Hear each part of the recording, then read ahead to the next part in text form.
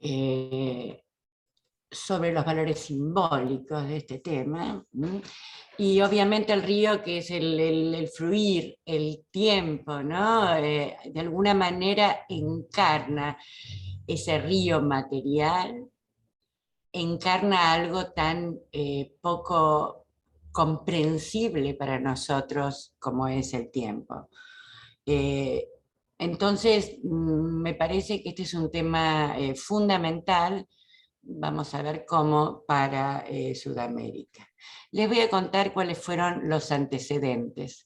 Yo venía trabajando en el 97, defendí mi tesis doctoral, que después pasó en libro al 2003, con el nombre de El color del río. Y era sobre el riachuelo de Buenos Aires, que tal vez alguno de ustedes lo conozca, la boca del riachuelo, que es el único barrio, digamos, típico de Buenos Aires, y me interesaba la presencia del río, justamente, el paisaje industrial, con sus construcciones industriales, su fondo de chimeneas, las casas que estaban hechas con los lastres de los barcos, pintadas con la pintura de los barcos, y que cuando venía la inundación muchas veces se transportaban en barcas. Es muy interesante esta porque es una prefabricación hecha a mano, ¿no?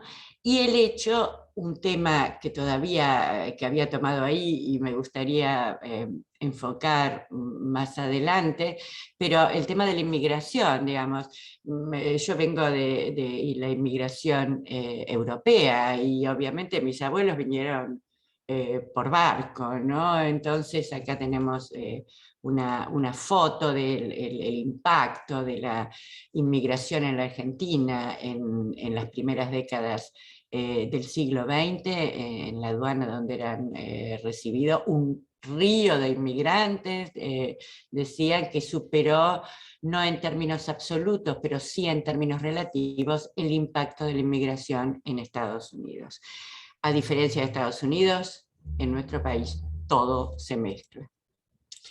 Lo que era importante, y ahí entré al tema del paisaje directamente de la mano de Simmel, aunque Simmel le hubiera parecido un oxímoron la idea de paisaje industrial, pero cómo se había convertido este lugar en paisaje ante la vista, ante nuestra propia vista y ante la vista de los extranjeros.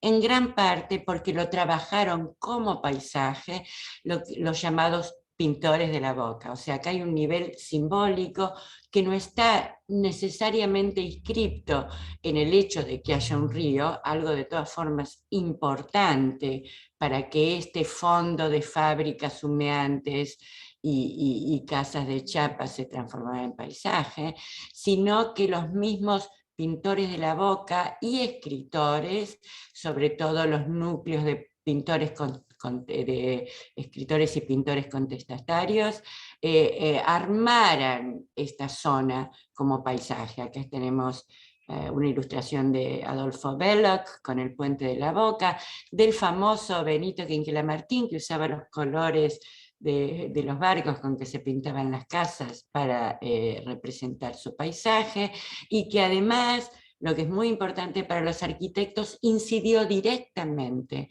en el paisaje del riachuelo, en este caso la Escuela de la Boca, que ahora es escuela museo, y Caminito también es una creación de él. Dicho esto, después de esta cuestión con el tema de la inmigración, los viajes, el paisaje, el riachuelo es sencillamente un pequeño tramo de río, ¿no? Sobre todo yo me ubicaba en la Boca. Me dediqué a la cuestión de los viajeros, empecé a ampliar el territorio y tomé, claro, piensen que yo la tesis la defendí en el 97, y hacia el 2000 empezó a haber abundancia de bibliografía sobre otro muy exitoso viajero del siglo XIX, en este caso un polímata, un viajero naturalista, en realidad ingeniero en minas originariamente, que fue Alexander von Humboldt, que no vino a nuestras tierras, pero ustedes bien lo saben, tenía correspondencia con varios viajeros que sí viajaron, entre ellos el famoso Johann Moritz Rugendas, ¿no es cierto? Entonces, me interesaba esta imagen de América que había dejado Humboldt, quien era además admirado por todos los patriotas latinoamericanos. Sarmiento decía que Humboldt con la pluma y Rugendas con el pincel habían hecho mucho más para la independencia latinoamericana que muchos militares. Aquí está con Aimé Bonpland, que se quedó en Paraguay, y Corrientes, un naturalista famoso, y acá uno de los grandes diagramas de Humboldt, ¿no? Que como era ingeniero en minas y tenía esta inclinación, le interesaba sobre todo el tema orográfico, no tanto las llanuras. Él inclusive desaconsejó a Rugendas que cruzara la Pampa, o sea que no tenía mayor interés, salvo por el tema de la posible colonización o por la entrada a través de los ríos. Y ahí escribí El lugar común, una historia de las figuras del paisaje en el Río de la Plata, siguiendo a varios viajeros rioplatenses en la huella de Humboldt, y también siguiendo otra bibliografía un poco lateral a esta bibliografía central de viajeros, porque a mí me interesaban las figuras no solo escritas, obviamente, sino también el registro gráfico de esos paisajes que se veían, y esta ilustración que yo presenté es una ilustración de un libro para niños, que habla sobre toda la Argentina, ¿no? Y está dibujada y destinada a que los niños conozcan el país. Y entonces quedan fijados ciertos lugares y ciertas figuras para representar a la patria. Me interesaba también, ya les digo, esta relación entre no solo la representación de las figuras para ver, para contemplar, sino también cómo este ciclo de escritura y representación volvía al tema arquitectónico. Por ejemplo, una cosa fundamental que planteada por Humboldt, pero que esto ya venía de los usos que hacían los indígenas. En este caso, esta representación es colombiana, de la zona de Colombia, en Debris, en los viajes. Los puentes colgantes, o sea, puentes que trabajan en la atracción, ¿no? Que es una novedad, ya era una novedad en tiempos de Humboldt, para atravesar las vías de agua, y que va a tener un impacto enorme para la arquitectura moderna y la arquitectura de las vanguardias, y obviamente para la ingeniería también. O sea que indirectamente estas imágenes también van a transformar el lugar. Hace poco leí, recordando, Humboldt pasa por ser, entre comillas, el primer ecólogo por su mirada holística sobre los paisajes, la relación que hace entre plantas, organismos vivos, asentamientos humanos, estructura orográfica. Esta hermosísima imagen es de Spix y Martius, otros naturalistas, en el Brasil, y a raíz del detalle con que estos viajeros entraron en estos paisajes, ahora incluso se puede estudiar cómo se redujo en ciertas zonas, este es el río de San Francisco, en ciertas zonas la variedad biótica del lugar. Acá tenemos otra imagen de Florian Pauque, al que voy a volver, un jesuita que trabajó sobre todo en el Alto Paraná, con unas imágenes hermosísimas. Y me interesaba también el registro cartográfico, otra forma de registrar el paisaje, uno diría más, comillas, científica. Sin embargo, una cosa que a mí me sorprendía bastante era que, si bien estos mapas primeros, este es el de la Argentina, de Ruy Díaz de Guzmán, uno de los primeros mapas. Cuando dice la Argentina no estoy diciendo la República Argentina, obviamente, sino una zona muchísimo más amplia, porque por el Río de la Plata se suponía que se iba a encontrar plata rápidamente, que se iba a unir, uno iba a llegar por acá, por acá, por acá, y iba a llegar a los Andes. No estaba tan equivocado. Lo que yo veía era que eran, aún sin escala, ¿no? Aún sin la posibilidad de medir longitud y latitud con la perfección con que fue medido después, con que ya Humboldt, por supuesto, fue muy importante para esto, eran mucho más elocuentes de lo que estaba pasando en América.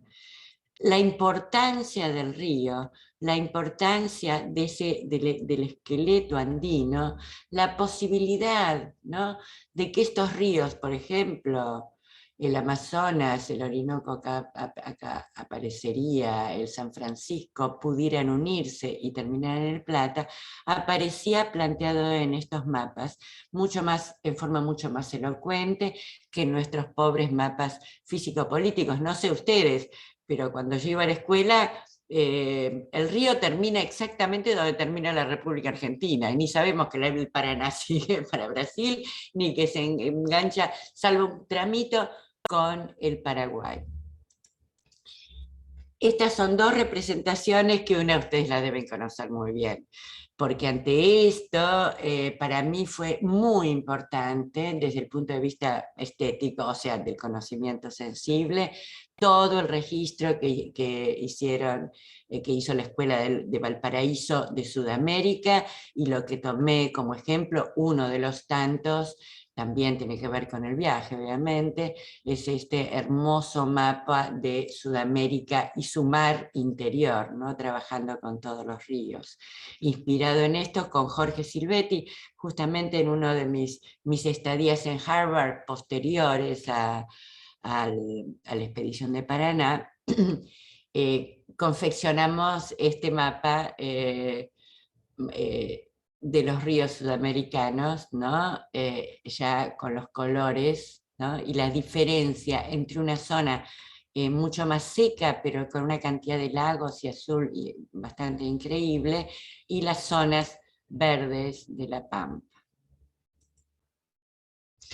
Yendo hacia atrás, entonces, estaba tan entusiasmada con este material que yo iba consiguiendo de los viajeros, que en realidad me fui desde fines del siglo, mediados del siglo XX, me fui a fines del siglo XIX, fines del XVIII, y me fui hacia atrás, hacia el primer viajero, Ulrico Schmidl, que viajó con la expedición de Mendoza. En estos años, la primera edición la hicieron los de Brie. Los editores de Brie son muy importantes, porque todo el mundo dice que la primera imagen de América fue planteada por los de Brie, por la serie de viajes de los editores de Brie, en alemán, pero dibujada, con lo cual tuvo una extensión mucho mayor que si fuera solo escrita. Schmidl viajó con Mendoza, pero él era de habla alemana y vivió 20 años en estas tierras, en lo que ahora es parte de Uruguay, Argentina, Paraguay, llegó hasta el Pantanal y Brasil, ¿no? Acá está la primera Buenos Aires en la representación de Brie, como ilustración de Schmidl. Por supuesto no son muy confiables, pero fue bastante desastrosa. Esa primera Buenos Aires duró apenas 4 o 5 años. Pero además de estas manifestaciones de los viajeros, yo tomé otros artistas en mis charlas para hablar sobre estos viajes. Este es de Oscar Conti. Se los traigo porque es algo que a mí me interesa especialmente.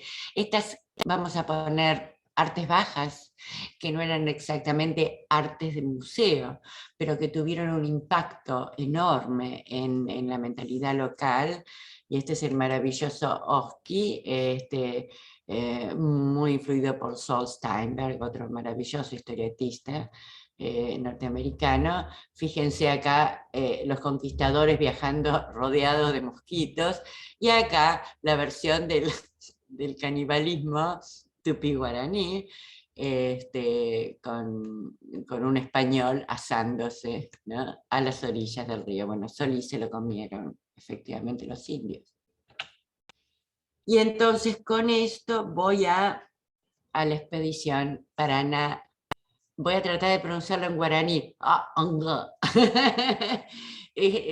Se habla como el chino, desde la garganta. Yo no sé el guaraní, pero entre los que viajaban con nosotros, que eran españoles, argentinos y paraguayos principalmente, aunque había alguno que otro de otra nacionalidad, como un peruano, brasileña, quiere decir el alma o la figura del Paraná.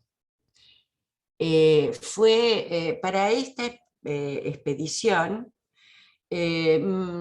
fue para el 2010, entonces como era el aniversario de la independencia, Martín Prieto, que es un muy reconocido poeta argentino, en ese momento estaba dirigiendo el Centro Cultural de España en Rosario. España quería hacer algo, quería poner en relación además los distintos centros culturales, el brasileño, el paraguayo, el uruguayo, etc. Y Martín les repropuso hacer las huellas, seguir las huellas de Schmidl. Entonces me llamó. Y yo le dije, mira, acá, y estuvimos hablando bastante, acá va a haber un problema, porque acá no significa independencia, sino pura y simple conquista. Uy, sí, me dice Martín, pero bueno, pero pensemos en el río, pensemos en el Paraná. Bueno, le digo, pensemos en Humboldt. Bueno, pero es que tenemos a polímatas como Humboldt. ¿Puede una arquitecta y un poeta, después la invitamos a Lía, historiadora del arte, pueden cubrir ese amplísimo saber que Humboldt tenía, por lo menos coordinando distintos saberes? Bueno, los arquitectos para coordinar, coordinamos bastante, porque sabemos todo lo nuestro es muy superficial, pero nos ayuda justamente a coordinar distintos saberes. Dijimos, no, hagamos una expedición multidisciplinaria, pero no un congreso. No, no, no. Esto no tiene que ser algo académico en el sentido clásico, con papers, que cada uno lleve una ponencia, la lea, y después, lo más interesante de los congresos son los pasillos. Es sentarse a tomar un café con alguien que a uno le interesó y empezar a hablar, primero. Segundo, vamos a quedarnos en Rosario a hablar de qué, de la experiencia de los viajes, yo qué sé. No, no, no, hagamos el viaje real. Démosle un lugar a la experiencia, a que en ese congreso, no solo ese no congreso, no se repita algo, sino esa experiencia del río nos diga algo. Ya estamos en el 2010, en la época de la virtualidad. Y nosotros afirmábamos, y yo creo que lo sabemos en estos 2 años, que lo virtual nos ayuda muchísimo. Finalmente la fotografía es virtual, el cine es virtual, etc. Pero no reemplaza la experiencia directa. Una experiencia del paisaje tiene que ver también con lo tectónico, con el tacto, con la brisa, con los sonidos, ¿no? Con una serie de cuestiones con la escala, ya lo vamos a ver, que no podríamos hacerlo sin esto. Y ahí entonces, esta es la troupe que invitamos, empezamos con este viaje filosófico, lo llamamos. ¿Cómo se llamaban a fines del siglo XVIII este tipo de viaje filosófico? No en el sentido que nos pongamos a pensar sobre metafísico, sino en el sentido de estos múltiples saberes del mundo. Y elegimos una estrella justamente porque los entre otras cosas, no necesariamente por el río, aunque también se guiaban por el cielo. Los navegantes de altura, sobre todo, se guiaban por las estrellas, y la estrella también era una especie de meta, y una estrella de un de pintor rosarino, muerto hace varias décadas, un fantástico pintor, que tenía uno de sus temas eran las estrellas, y esta es la reescritura de esa estrella. Esta es muy hermosa, es de uno de también nuestros tripulantes, Pere Joan, un mallorquí, que es historietista. Por eso les mostré a Ospi primero, ¿no? Aquí estamos todos, según Pere Joan, mirando el cielo, ¿no? Y acá está Alejandro Gangui, porque también teníamos a un astrónomo entre nosotros. Había todos los saberes posibles, artistas, poetas, músicos y pintores.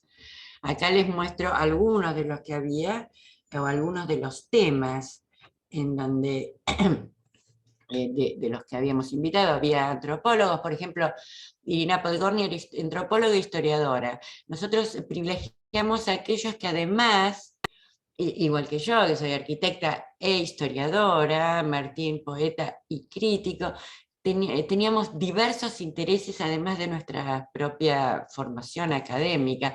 Irina Podgorny hace poco tuvo la alegría de que ella estudia la historia de la arqueología y la antropología en Argentina, y este es su último libro, Los argentinos vienen de los peces, por un debate que hubo a principios del siglo XX, y le pusieron su nombre a un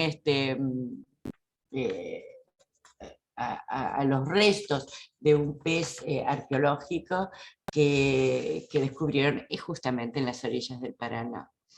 Y Daniel García Helder, perdón, es poeta, por ejemplo, y se dedicaba al río, y Mónica Millán, que en este momento hay una exposición en el Malva, en Argentina, trabajaba muchísimo con el tejido, algo que también me interesa especialmente, otra forma de tener el registro de los paisajes y del espacio, ¿no? A través de hilos, cuerdas, nudos, etc., en lugar del pincel. Este era el itinerario nuestro, ¿no? Este es Buenos Aires, en realidad empezamos desde La Plata, ¿no? Este es hasta la ciudad de Santa Fe, es lo que se llama el Bajo Paraná. Desde Santa Fe hasta la ciudad de Corrientes, enfrente de esta barranquera formosa, es el Paraná Medio. No fuimos por el Alto Paraná porque es muy difícil de navegar, había que cambiar de embarcación o ir por tierra, y en cambio seguimos directamente por el Paraguay hasta Asunción. Algunos de nosotros después fuimos, les voy a mostrar el camino, a las misiones jesuíticas, pero ya por tierra. Vean qué distintas que son las orillas. En la parte baja del Paraná lo que tenemos es un paisaje industrial, hasta Rosario. Félix Rodríguez, uno de los arquitectos y pintores que viajaba con nosotros, se dedicó especialmente a este mundo del Bajo Paraná, mientras que el Paraná Medio es otra cosa. Nunca hubiéramos pensado en ver esta maravilla, digamos, de paisaje en donde durante largos días no se veía absolutamente nada, porque se iba bastante despacio. Por supuesto, nuestro viaje tenía distintos aspectos, y en gran medida, uno podría decir, cada vez que tocábamos una de las ciudades o pueblos donde parábamos, era muy importante la parada en los pueblos, porque ahora les voy a contar con el viaje, porque los pueblos hace mucho tiempo que no recibían barcos de pasajeros. Y aparte esto, nosotros teníamos planteadas actividades para chicos, para la gente en general. Ellos a su vez nos llevaban a distintos lugares. Acá están los tripulantes bailando el chamamé, que es la música, digamos, correntina original. Este es el Museo del Barro, dirigido por Lía Colombino, justamente en Asunción. Y esta es la iglesia franciscana de Yaguarón, cercana a Asunción, una maravilla del barroco americano, ¿no? De alguna manera, a nosotros nos parecía bien hacer cuestiones turísticas, porque también es importante el tema turístico en la percepción del paisaje. Efectivamente, se recordarán ustedes, turismo viene de tour, el gran tour de los ingleses y los alemanes viajando por el país por excelencia del paisaje, y por Italia. Y acá, por ejemplo, está Gangui, el astrónomo, junto con Pablo Vena. Con nosotros viajaron varios becarios, había 5 becarios, ¿no?, que fueron elegidos por concurso. Como llegamos un equinoccio al pueblo de La Paz, entonces mostraba la importancia que tenía el equinoccio, cómo se hacía para medir la altura del sol en el momento justo del equinoccio, etc. Por supuesto, había biólogos, había ecólogos, había geógrafos entre nuestra tradición. Acá estas son unas mariposas fotografiadas por Agata Bóveda, una de nuestras becarias biólogas. Y acá estamos nosotros, que todas las noches en el barco nos reuníamos también a discutir algunos de los temas que yo después les voy a comentar. Este es un stencil que una arquitecta y un pintor de la tripulación hicieron, que es el pez pie, ¿no?, que era un stencil que íbamos dejando en cada pueblo que parábamos, pintado en las veredas o en las paredes o en donde nos dejaran pintar. No sé si quedará alguno, pero era una idea interesante de dejar la huella y diciendo, acá estamos aquí. Había cineastas y videastas. Este es Mariano Ginás, que tal vez ustedes conozcan el nombre, que viajó con nosotros, que él se pasó todo el tiempo, su hipótesis era filmar en la proa hacia adelante, no filmar adentro del barco, no filmarnos a nosotros, los personajes, etc., sino el recorrido del barco solo, y su película duraba como 8 horas, es imposible de ver seguida, pero es impresionante sentarse y ver aunque sea un rato de eso, porque también hay una forma de inmersión en este río. Él inventó lo que se llamaba el cine mural. Es más, durante un tiempo lo pasaron en la vidriera de un lugar de exposiciones, entonces uno pasaba, miraba un rato y seguía de viaje. No era un cine para sentarse a ver y seguir la trama, sino un cine distinto. La música tuvo un lugar fundamental. Ahí está Jorge van der Molle, que es un cantante del cancionero popular rosarino. Mito Sequera, antropólogo, pero que también canta maravilloso, y entre ellos compusieron juntos El Cielito Guaraní, cantada en guaraní. Y acá Oscar Edelstein, compositor, haciendo su ópera del Paraná, esto sí, con todos nosotros cantando, cada uno como podía. Y yo acá pintando con Félix Rodríguez, porque también había talleres de pintura, o sea que logré mejorar muchísimo mi pintura del paisaje con los consejos. Pero la mayor parte del tiempo, salvo cuando estábamos en tierra, nos dedicamos a eso, a mirar, a la experiencia directa de mirar, de sentir ese viaje, el paso del tiempo en ese barco, que iba muy despacio, a conversar. Ustedes saben que la etimología de conversar viene del latín y significa vivir, dar vueltas en compañía, que era nuestra principal objeto, seguros de que de ahí iba a derivar, como efectivamente derivó, una cantidad de trabajos, de cuestiones y de expansiones con el centro en el tema del Paraná. El barco. ¿Cómo conseguimos el barco? Porque siendo que, y ahí lo ven al costado de la imagen, a la derecha, a mi derecha, el río Paraná y otros ríos como el Salado, fueron, pero sobre todo el Paraná, fueron una vía de circulación importantísima, mucho más importante que los ómnibus. Los trenes llegaron más tarde, mucho más lentamente, y seguía siendo, cuando yo era chica, una vía muy barata de turismo y de vinculación entre los distintos pueblos y las ciudades más grandes como Rosario y Buenos Aires. Acá vemos los distintos barcos como barcos a rueda, barcos a vapor, y esta es uno de los últimos barcos que viajó por la Argentina. Mientras que ahora lo que había era un tráfico muy importante, pero sobre todo de convoyes de empuje, con llevando mercadería, ¿no? Pero conseguimos un barco que hacía el itinerario por el Pantanal, un barco paraguayo, que es el catamarán. Tienen que ser muy chatos para ir por el río Paraná, porque cambia mucho la profundidad, tiene que tener poca eslora, entonces necesitábamos un barco de este tipo, y Lía consiguió este maravilloso barco, que era un viejo barco a ruedas.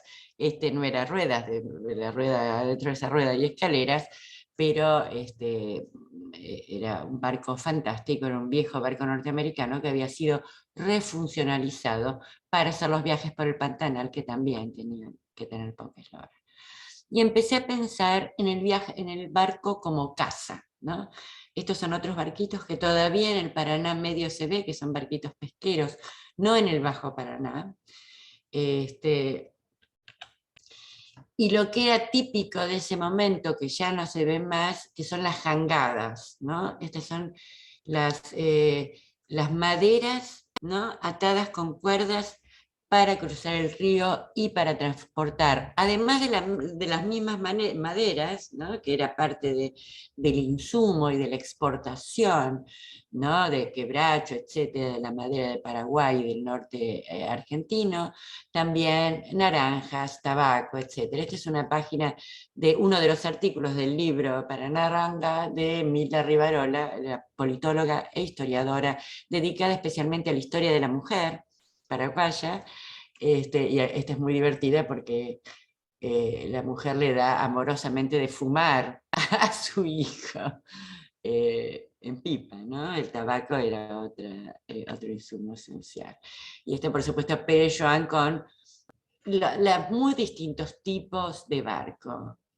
Y empecé a pensar también, ya desde hace mucho que lo pensaba, ¿por qué nosotros pensamos la casa como arraigada a un lugar, la patria como arraigada en un lugar, si el barco también podría ser pensado como una casa?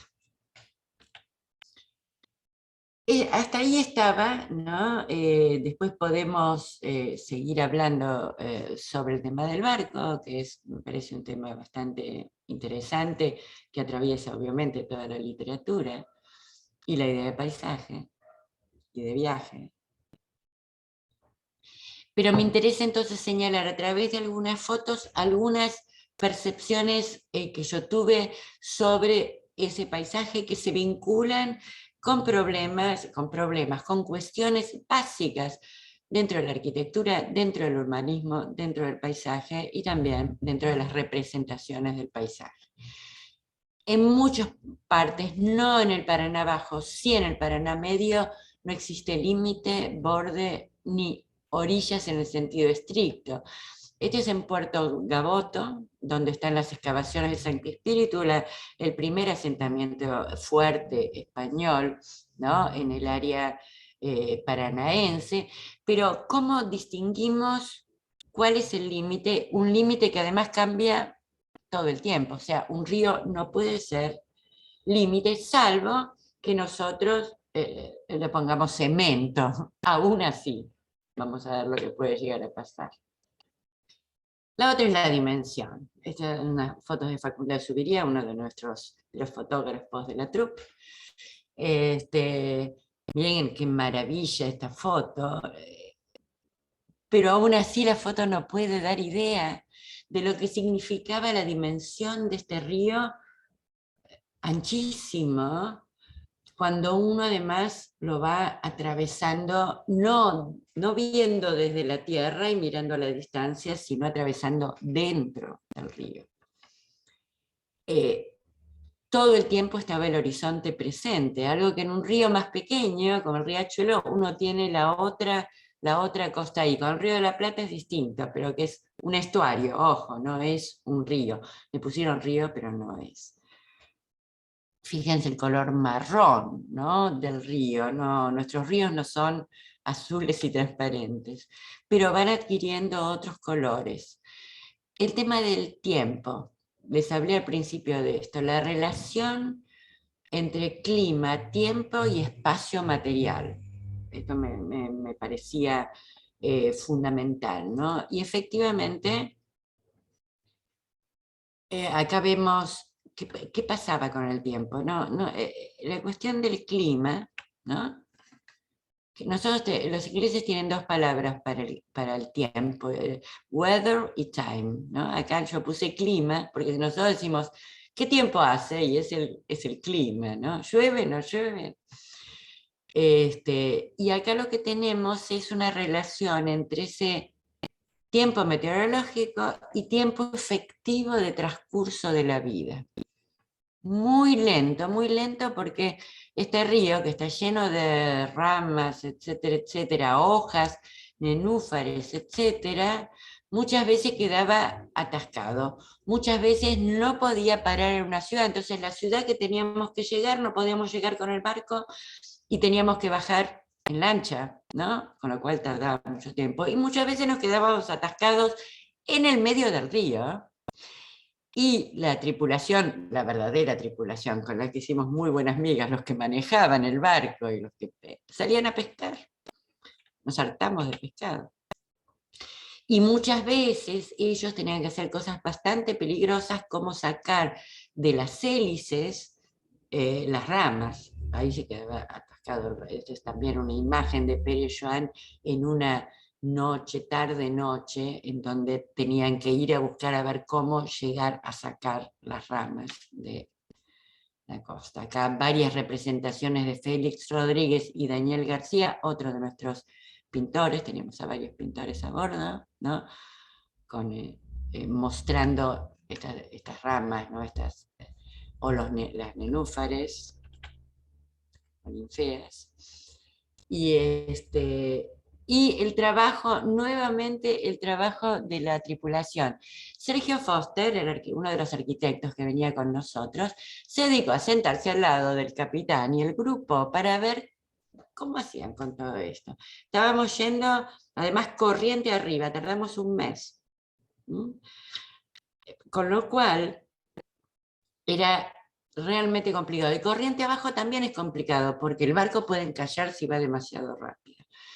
Como la corriente cambia, como cambia todo el tiempo la forma del río, les había mostrado las orillas que no son limitadas, lo que hacían era marcar puntos para orientarse, a pesar de tener un GPS. El GPS se inventó para la navegación de altura, y se usa desde bastante antes que se use para las calles comunes de los autos. Pero el GPS no le bastaba, porque el río cambiaba todo el tiempo, y no basta ese tipo de orientación. Entonces fíjense lo que hacían. Ponían como pequeños paisajes, acá hay una casita, acá hay un arbolito grande que nos podemos guiar, ¿no? Acá hay una isla nueva que no está marcada en los planos anteriores. Esta es la ruta que tenemos que tomar si no debemos encachar. Planos a lápiz, ¿no? Lo que hizo Sergio Foster fue trabajar sobre estos planos, este es un detalle de uno de estos, para hacer diagramas topológicos que representaran de alguna manera el Paraná. Y yo le acerqué a Sergio entonces algunos de estos planos que yo había recogido, esto en la Biblioteca del Iberoamericano en Berlín, este maravilloso plano del Paraná de August Petermann, ¿no? Para una famosa revista geográfica de Justus Peters, y fíjense que hacían lo mismo. Este es el Paraná, y va marcando, fíjense, los paisajes. al costado de la cartografía, una cartografía que seguía siendo no nuestra cartografía, sino una cartografía elocuente y muy vinculada con la percepción paisajística. Pero yo publicé un libro después que se llamaba El aprendizaje de la lentitud, porque como les dije tardamos un mes. O sea que había días que estábamos absolutamente paradas. Fue, dice Pérez, un paréntesis en nuestras vidas, ahí está el río. Como la música era tan importante para nosotros, nos pasábamos cantando todo el tiempo. Este es el piano, el barco piano que está remontando con los mosquitos alrededor el río. Este es el río dibujado por Pérez, que a mí me interesaba traerlo especialmente porque Pérez hace algo que no se puede hacer en un río. No se puede cuadricular. No se puede dejar una ortogonal, ni una vertical y una horizontal, ni marcar ortogonalmente en el agua como sí hacemos en la tierra. Ahí hay todo un conflicto con la profesión arquitectónica e ingenieril que trata de la permanencia, ¿no? El conflicto del agua con esto. Y eso me lleva a los debates que tuvimos. Esta imagen no es de alguien que viajó con nosotros, porque hace mucho que había muerto, sino de un arquitecto uruguayo, Mauricio Craboto, es el ex libris de él, que yo siempre lo muestro porque por el tema de la identidad y de las culturas. Uno de los temas de discusión en el barco. En el agua no hay fundación. Entonces acá aparece una columna jónica, la de Craboto, esta es la sede de Craboto, anclada, no anclada, sin base en el río. Nuestras culturas son derivativas, mezcladas, injerto y no semilla, ancladas en el agua, si se puede decir ancladas con un ancla que después se levanta cada tanto. Los mayores debates los tuve con el personaje que habíamos invitado para la tripulación. Yo dije, ¿cómo no vamos a invitar al representante de uno de los grandes viajeros del siglo XVII y XVIII, viajeros globales que globalizaron la cultura por primera vez, según Cosgrove, los jesuitas, que habían tenido acá, en esta zona, un papel general. Invitamos al etnolingüista Bartomeu Meliá, que ya murió hace 3 años, pero se vino, pasó un tiempo con nosotros, pasó nada más que 15 días, no el tiempo completo porque tenía compromiso, lo trajeron el barco y ahí se vino el viejito, ¿no? Que había llegado, mallorquí también, al Paraguay en los años 40, muy jovencito, fue a vivir con unos grupos guaraníes recién contactados, que apenas una generación atrás todavía mantenían las prácticas antropofágicas, y se hizo hermano de sangre de los guaraní. Había dibujado recientemente, digamos en el 2000, este plano, que es el plano se llama Guaraní Retá, que se corresponde a esta zona, y es la patria guaraní. Guaraní Retá quiere decir eso, marcando los pequeños núcleos guaraní, sobre todo Buyá guaraní, que son los de más reciente contacto, en la zona o parte de la zona donde nosotros íbamos a viajar. Me interesaban especialmente los jesuitas, cuando, como ya les digo, porque habían venido por acá, habían tenido ya cuando llegan a esta zona, ¿no? Que agarra parte de Bolivia, Brasil, Paraguay, Uruguay, Brasil y Argentina. En Brasil no les fue muy bien, y entonces quedaron como un colchón, su imperio jesuítico, entre Paraguay y Brasil, con cierta autonomía. Fundaron muchos pueblos, y ellos lo que tenían de interesante fueron los primeros antropólogos y lingüistas. Acá está Matteo Ricci, el superior de las misiones en China. era su idea de probabilismo, que significaba, si hay una probabilidad, agarrarla, aunque sea remota, y esa probabilidad implica también la adaptación a la cultura de otro. Para evangelizarlo, obviamente. Hay que entrar por los lugares en donde uno puede entrar. Y acá tenemos Antonio Guasch en el diccionario castellano-guaraní. Esta es la primera Biblia traducida al guaraní. Al guaraní no estaba transcrito el guaraní. No era un idioma como el chino, que aunque tenía una escritura icónica, estaba escrito. El guaraní no estaba ni escrito ni había representaciones figurativas de lo que ellos pensaban, o sea que era todavía más complicado tomarlo. No sabemos qué guaraní es este, pero de hecho, si no hubieran estado los jesuitas ahí, no hubiera quedado absolutamente nada de esta lengua como sucedió en otros lugares.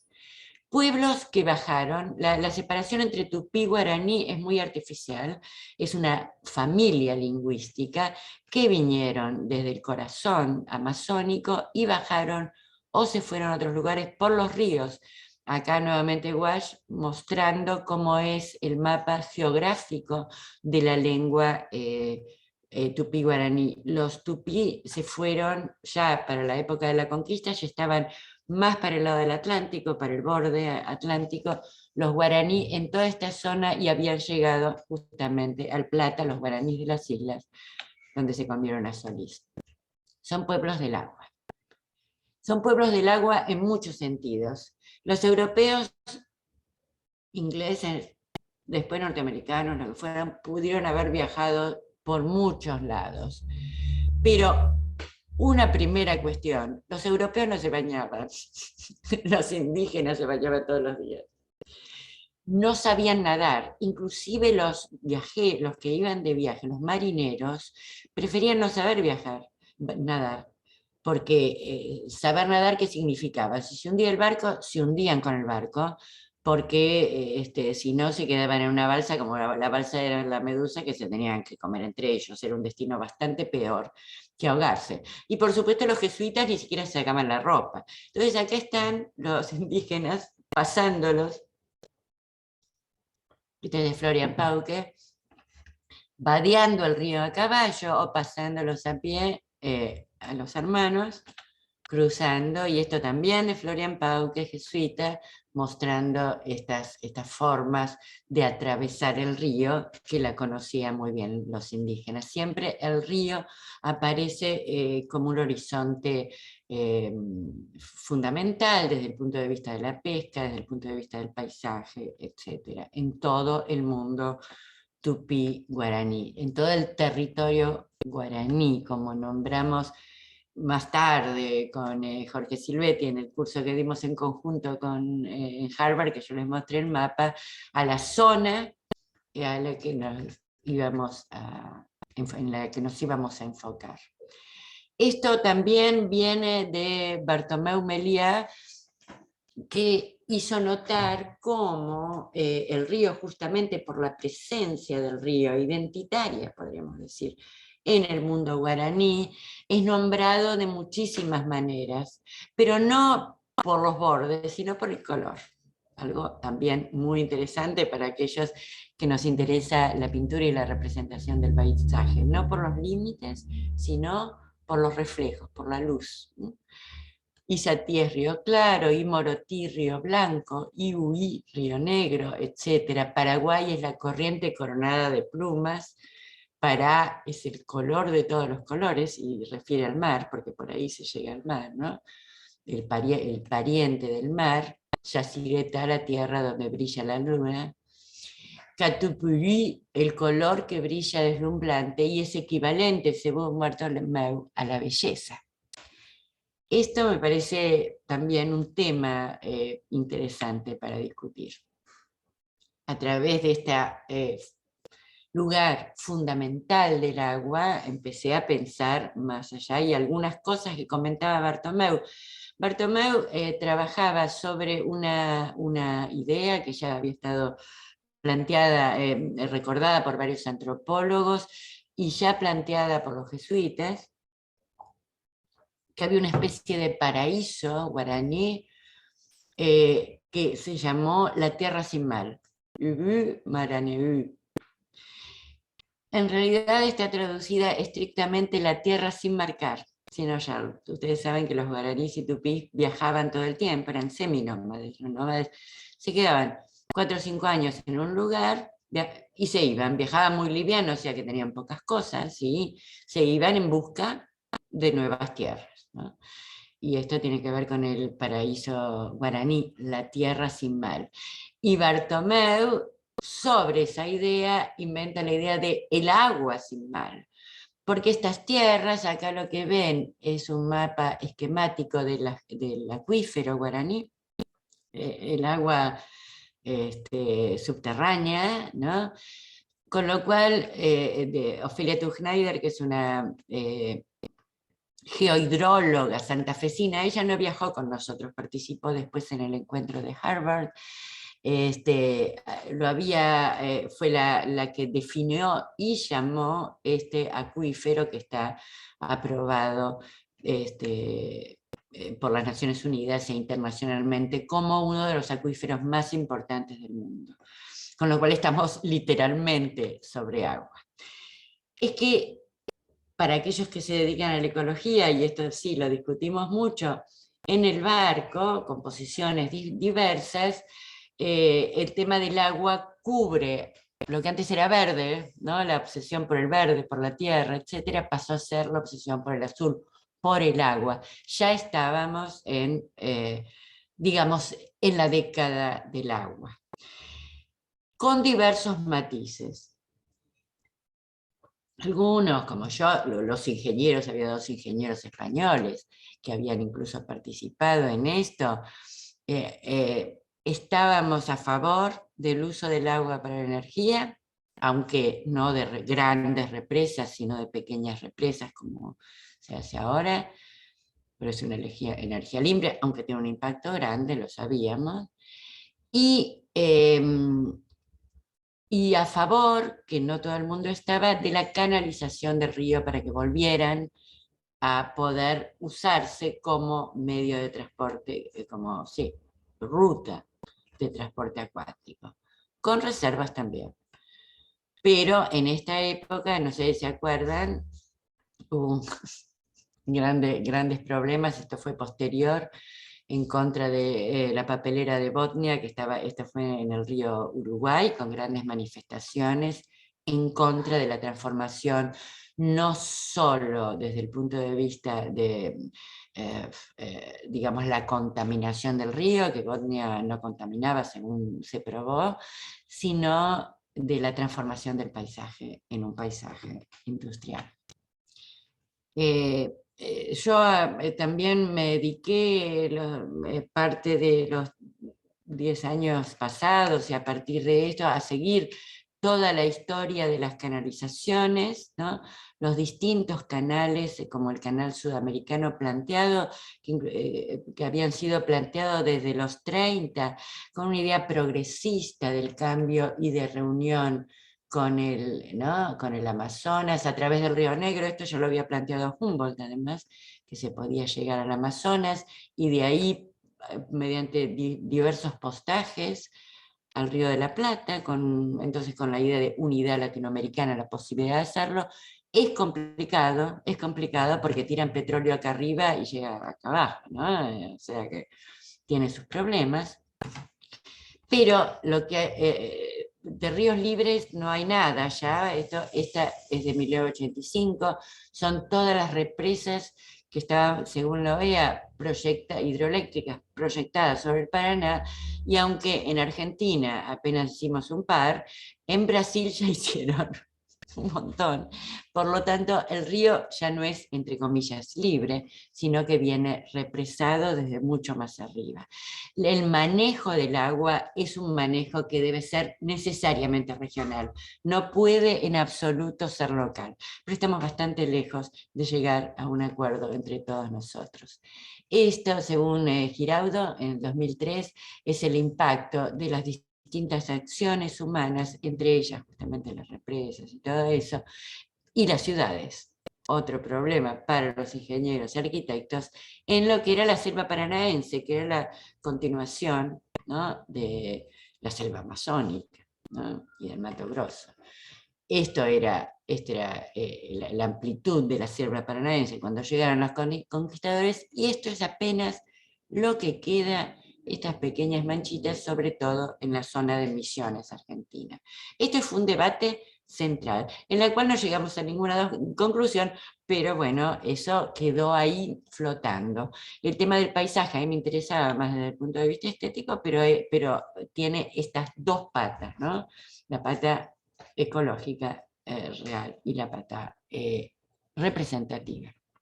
Acá vemos el tema de la crisis del agua, estábamos en plena década, ¿no?, de agua para la vida. Fíjense la cantidad de agua potable con respecto al agua de los océanos.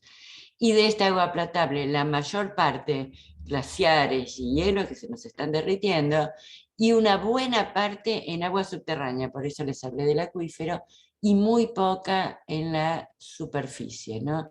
Los ríos apenas el 0,2% del agua total.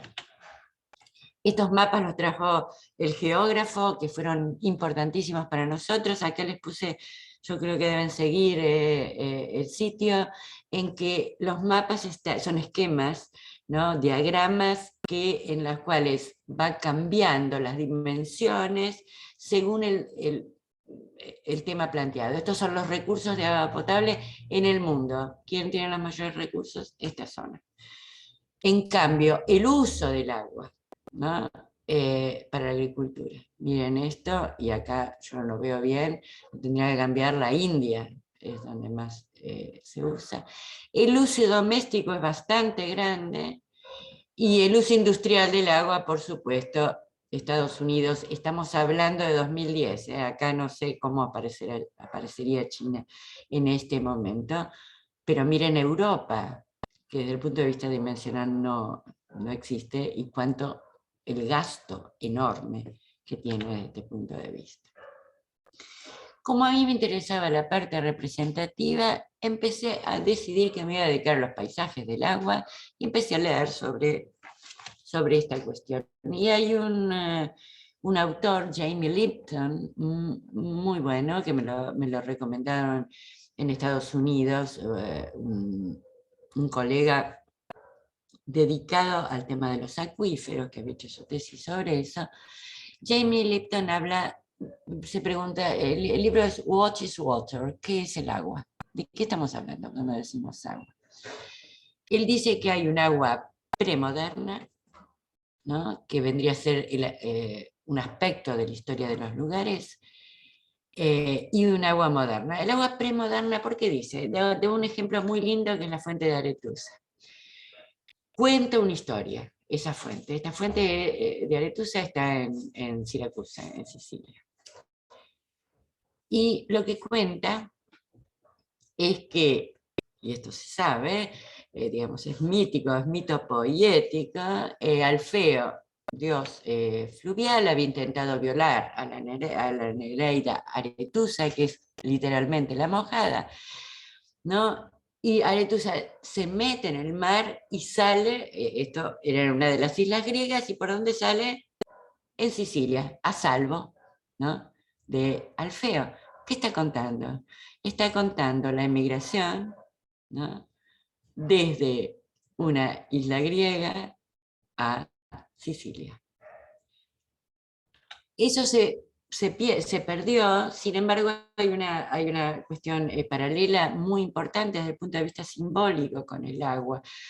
El manejo del agua, que para los romanos era importantísimo, pero agua manejada. Justamente Lipton dice que no mezclaban en los acueductos el agua de la fuente, el agua de distintas fuentes que estaba dedicado a distintos dioses, o de distintos ríos o arroyos, etc., ¿no?, los romanos.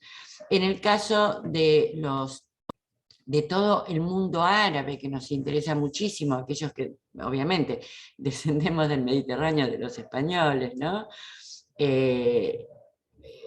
fue el manejo del agua era importantísimo. Este es el Palacio de Aguas de Estambul, que es una de las pocas obras de arquitectura bastante difundidas dentro de la historia de la arquitectura occidental, como le decimos nosotros a lo que estudiamos, y tiene que ver con que las ciudades, si eran asediadas, tenían que tener agua, porque si no, se cortaba el agua y adiós, como bien sabemos ahora que estamos en una nueva guerra europea. Y la relación del agua también con lo femenino, con lo mórbido, etcétera, el famoso baño turco de Angre, ¿no? Hay varias cuestiones más ocultas de simbología del agua que se reconocen poco. Esta es el agua moderna que dice Lipton, es una construcción. El agua no es, el agua que vemos siempre, que está en el paisaje, salvo eventualmente el agua de lluvia, no es ni inodora, ni incolora, ni insípida, ¿no? El agua tiene color. Esto es una construcción de laboratorio que comenzó Lavoisier, por supuesto,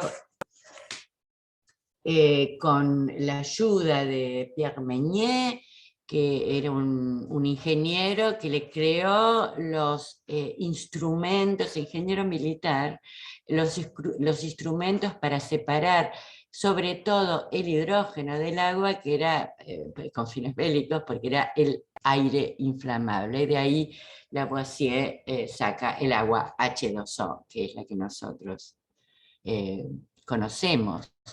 Pero el agua del paisaje no es efectivamente H2O.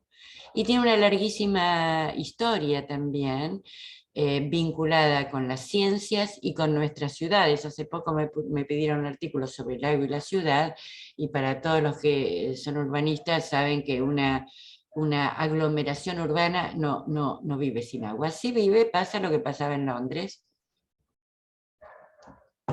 y lo que pasó en Argentina en 1868. Las epidemias son absolutamente imparables a través del agua.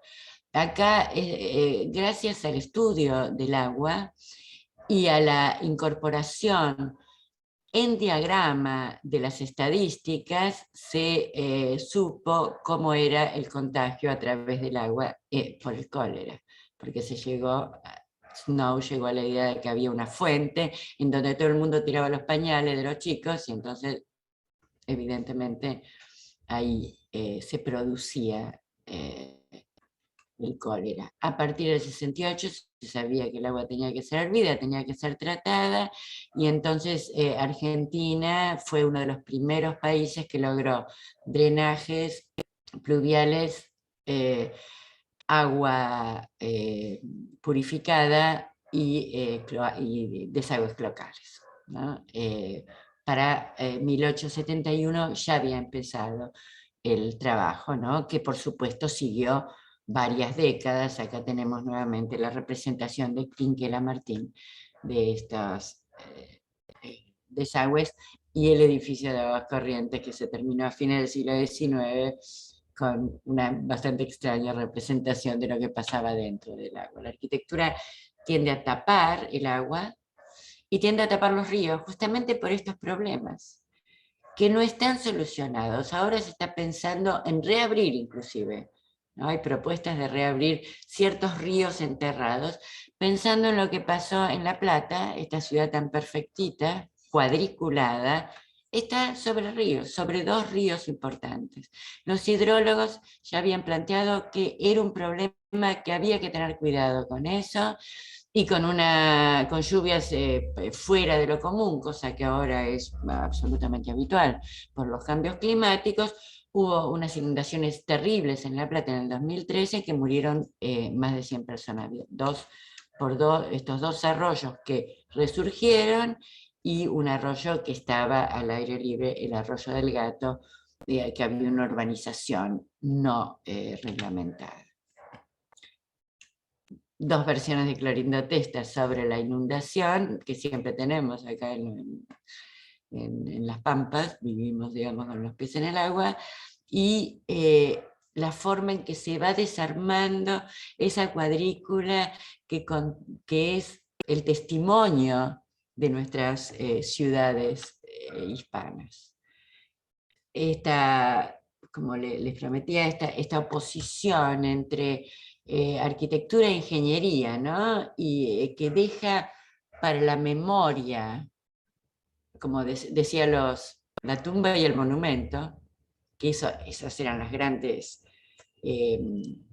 obras realmente de arquitectura para el resto era pura construcción. Pero el Paraná arrasa con las tumbas también. De estas tumbas no va a quedar nada, era un cementerio en las orillas del Paraná, ¿no? Y esta es una foto de Andrés Loazó, otro de nuestros artistas invitados, en donde las tumbas van flotando en el agua, porque esas orillas, que estaba bastante más lejos de la orilla, pero con los cambios del río. O sea, el agua, y en esto me centré en los últimos años, el agua es natural, el agua es técnica y el agua es cultura. Esta es una foto de Edgerton que por primera vez logra mostrar exactamente con técnicas estroboscópicas cómo cae el agua, ¿no? Cómo se va desarrollando. Edgerton, además de ser un gran fotógrafo, era fotógrafo científico, ¿no? En el siglo XIX. Y entonces paso para ir cerrando. Después, si ustedes me quieren hacer preguntas, ¿no? Me dice algunos temas de la representación, ¿no? A mí me interesaba,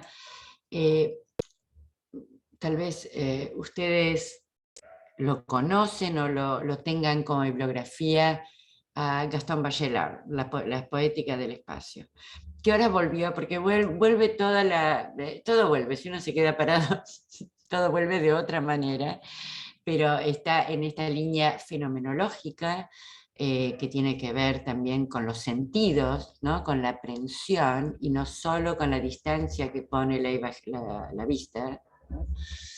Él habla de que además de las imágenes de la forma, hay imágenes directas de la materia. La vista las nombra, pero las manos las conoce. Eso me encantó.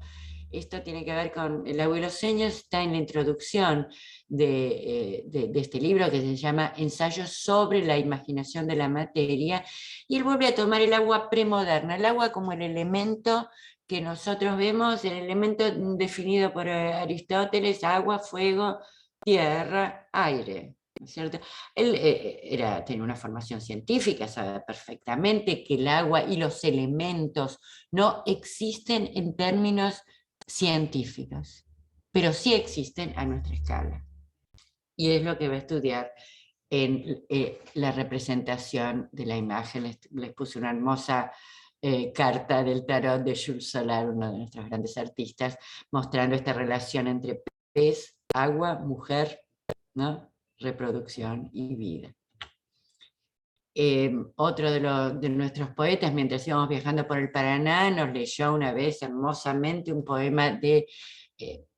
hay poca atención en la Argentina al agua, pero sí en el mundo de los poetas litorales, que ha cobrado una fuerza potente.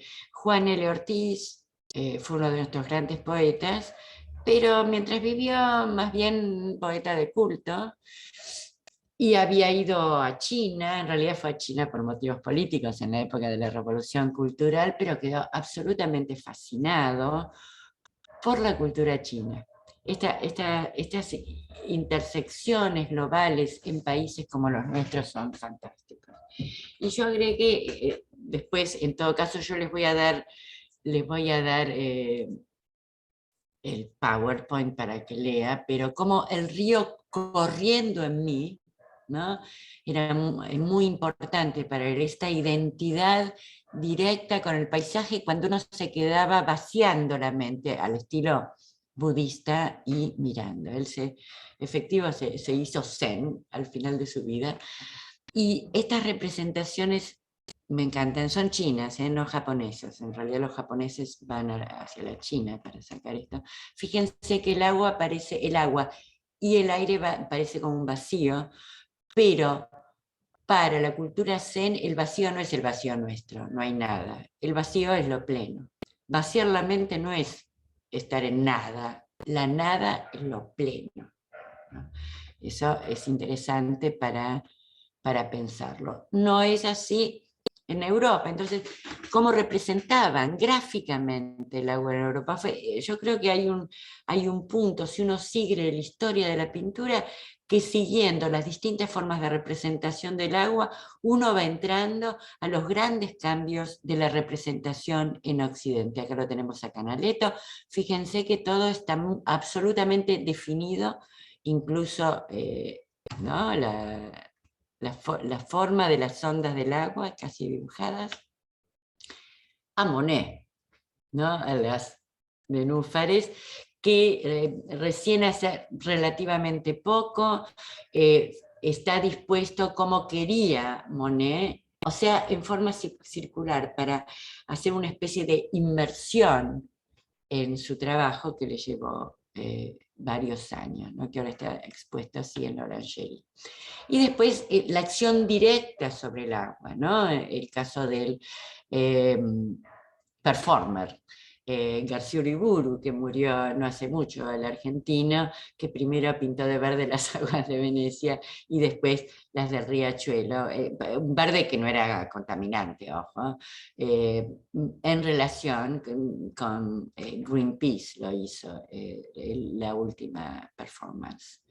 Pero volviendo al tema de las representaciones, acá hay una muy linda, bueno, Hockney, que es uno de mis pintores favoritos, nuevamente la línea serpentina va a acompañar siempre los gráficos del agua, y John Cage, hablando de música, ya no sirve más el pentagrama, y Cage trabajaba mucho con la pintura y con la representación gráfica, y esta es la representación de Waterwalk, una música que quería llevar a pensar y a sentir la música del agua, y está dibujado el pentagrama en línea serpentina, o sea, cuando decimos línea serpentina decimos línea serpiente.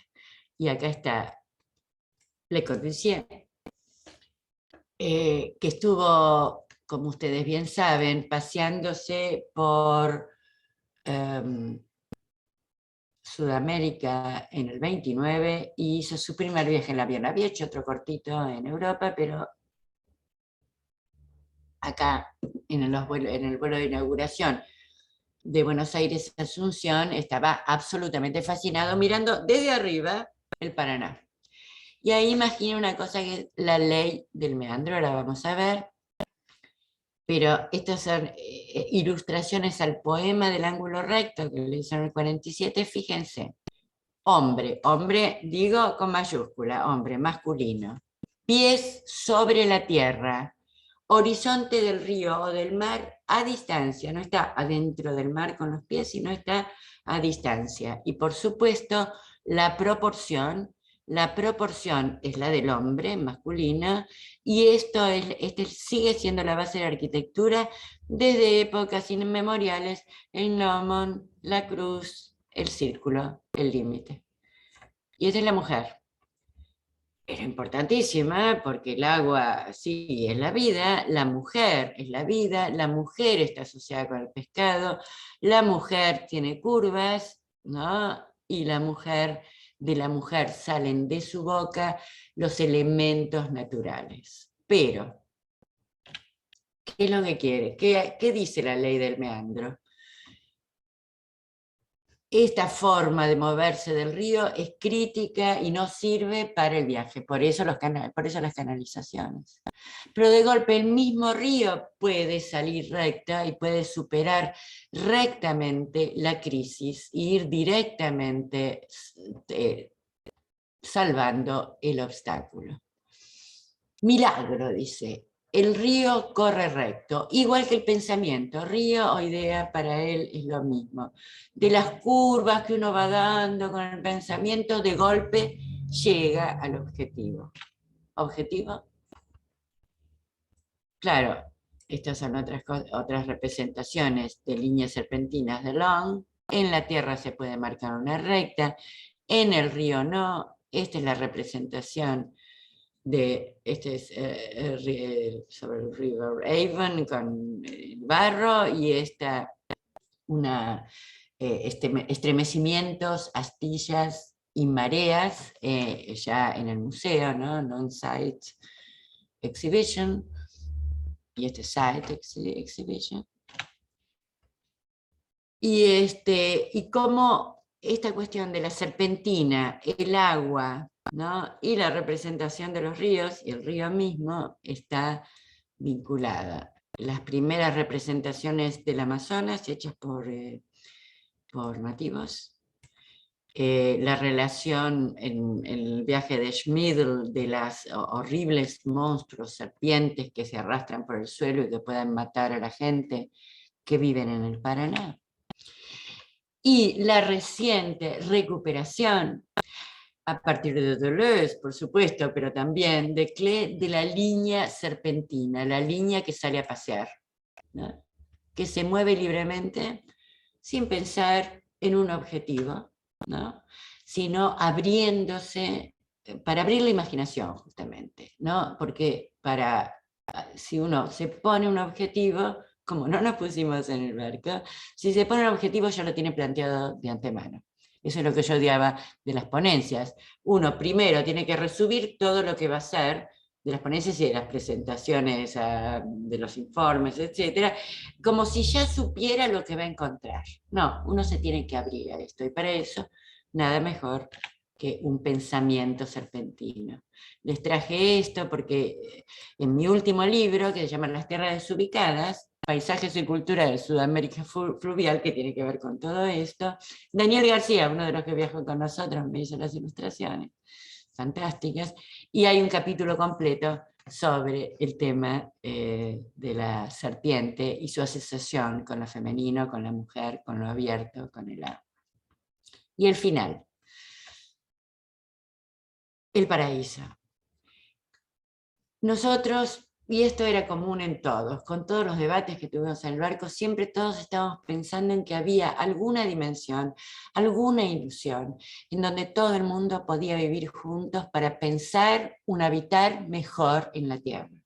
Que ese habitar mejor no era necesariamente, iba a ser obviamente ya para todos nosotros, multicultural, etcétera, pero también tenía que ver con los otros seres que habitaban la Tierra, que es lo que ahora pensamos. Estas son unas imágenes de Lévi-Strauss en Tristes Trópicos, en donde él ya plantea, cuando va al Mato Grosso, que ahí había encontrado un paraíso más antiguo que el persa, en donde había una indistinción de cosas, de árboles, de río, de arriba, de abajo, de oriente y occidente. Por eso él habla de un paraíso más antiguo que el persa, que no se deja acercar por la geometría, porque este es el paraíso persa. El paraíso persa está absolutamente cercado por la geometría. Está cerrado, está arquitecturizado. Yo había leído que Kenneth Clark decía jardín vallado, o sea, con límites, pero como averiguó ahora con otros que sí saben hablar persa antiguo, es arquitecturizado, arreglado. Y acá vemos la representación. El agua está, pero el agua está de alguna manera domada. Lo que está afuera puede ser el desierto, puede ser el mar, eso, lo virgen, eso no es el paraíso. Y el paraíso ese está en los jardines secretos, en los jardines de amor, etcétera, que son remedos paradisíacos, siempre considerando al agua. No se puede pensar el paisaje sin pensar ese núcleo jardinero y paradisíaco. Colón, que seguía este plano del 300, y el mapamundi de Ebstorff, este es el paraíso. Para este mapamundi, el paraíso terrenal existe en algún lugar más allá del mar. Y Colón, además de buscar oro, quería encontrar el paraíso. Cuando llegó al Orinoco, él piensa que es uno de los grandes ríos, de los 4 grandes ríos que bajan del paraíso. Y por eso Theodore de Bry abre América, primera serie, con una imagen del paraíso. Este es el Orinoco, ¿no? El Golfo de Paria, de Venezuela, ¿no? La pequeña Venecia, ¿no? Llamado así por Vespucci, ¿no? Después. Y acá tenemos 2 o 3 más y ya terminamos. El jesuita Athanasius Kircher, que tiene unas imágenes maravillosas, consideraba que en este centro, la laguna Guatavita, podría encontrarse el paraíso o el dorado, ¿no? O el agua de la juventud eterna, ¿no? La fuente de la juventud. Fíjense la reunión de los ríos planteada por Kierkegaard en esta ilusión eterna. Pero estas dos finales a mí me parecen las mejores. Esto lo hizo Florian Pauke, mostrando cómo los indígenas, entre los que él había vivido, trabajaban muy poco, porque necesitaban muy poco, no más de 4 horas por día, y jugaban mucho, no solo los chicos, los grandes también, como manteniendo ese corazón infantil, ¿no? Y sobre todo jugaban con el agua y se tiraban desde los árboles, por el trampolín, etc. Esto yo se los traje porque es una de las frases más hermosas. Oden para mí es uno de los grandes poetas, pero esta es la versión que hace Oden sobre una cosa que dijo Novalis. Oden lo traduce como Our body is a molded river, nuestro cuerpo es un río moldeado, educado, dice Novalis, con la que hay una relación, es cierto, la mayor parte de nosotros es agua, pero es muy hermosa la imagen, me ha inspirado muchísimo, y esta es la última, con 2 fotos de Facundo de Zuviría, que parecen casi, sobre todo la de abajo, como la primera que mostré, que era de Laura Glusman, casi abstracta, ¿no? Y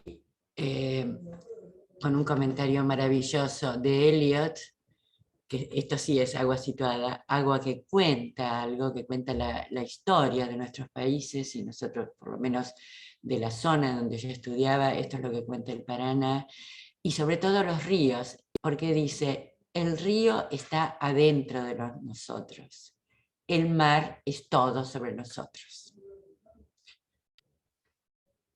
Así que listo, un poco largo, pero bueno, espero que no nos haya aburrido mucho. No, un millón Podemos, sí, un millón de gracias, Graciela. bueno, Muy, sí. gracias a ustedes por los que aguantaron.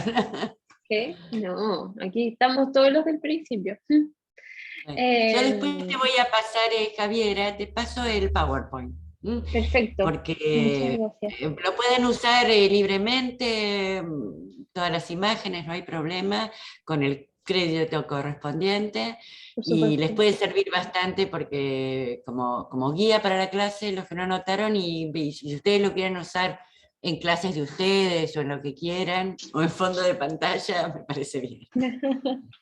Es que estas fotos son súper bonitas. Me acuerdo la primera vez que fui a Iquitos, que pasa un poco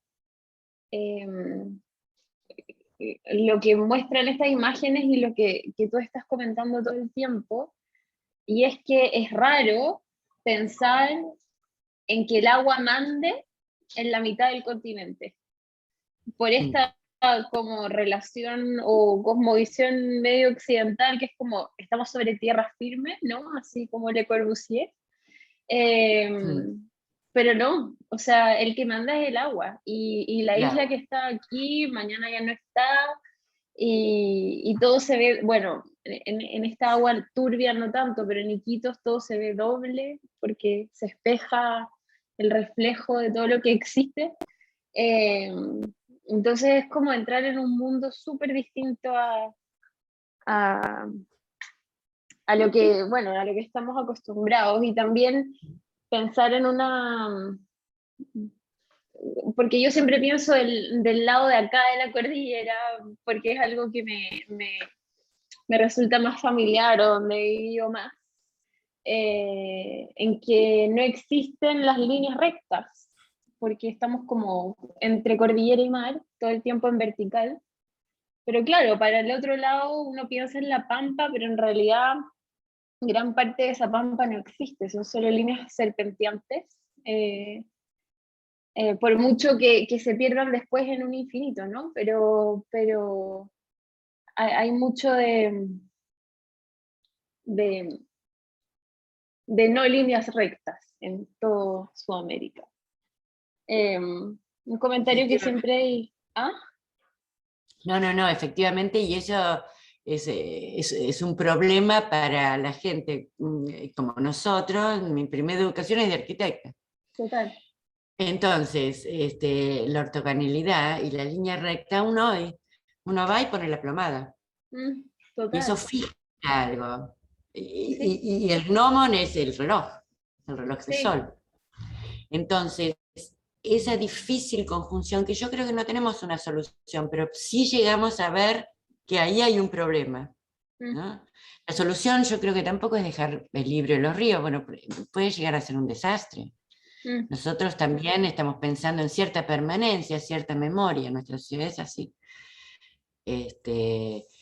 Pero al mismo tiempo el nomadismo es permanente, 4 millones de ucranianos inmigrados.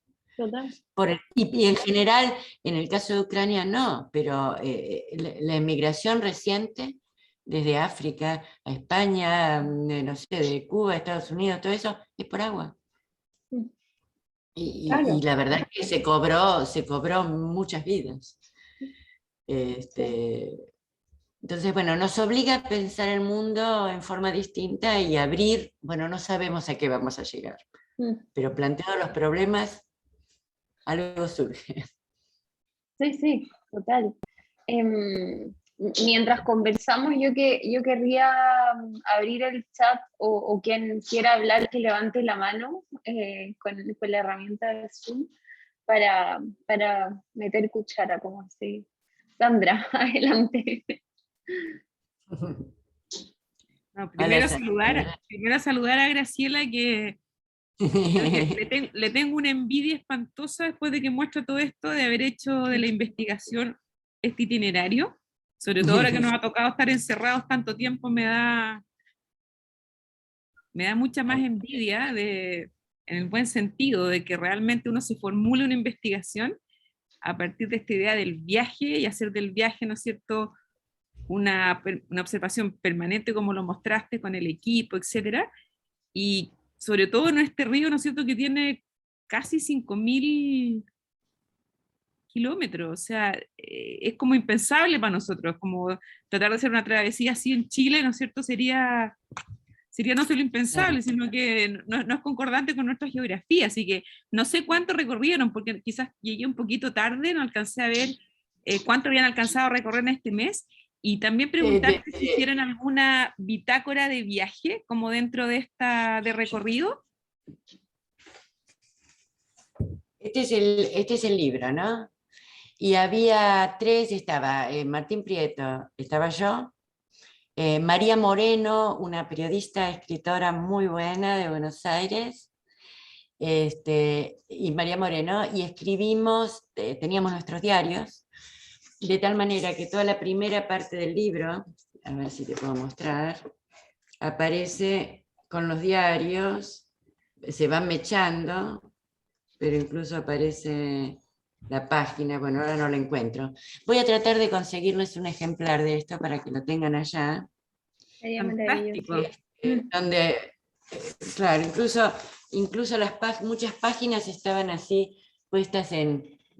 En cuadriculado, porque los diarios estaban en cuadriculado, o sea, yo tengo mi diario, y yo en mi diario tenía el cuadriculado, incluso, bueno, dibujaba, tenía 2, tenía uno cuadriculado donde escribía lo que pasaba todos los días. Yo mostré en una de las imágenes que mostré un tramo del Paraná, está también el diario.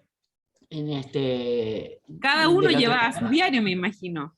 Claro, otros llevaban el suyo, pero los curadores fuimos llevando el diario, y en base a esos diarios se estableció primero un relato y mechando con otras cosas. Así que también en el libro hay un CD que ahora no se usa más, pero bueno, con la música.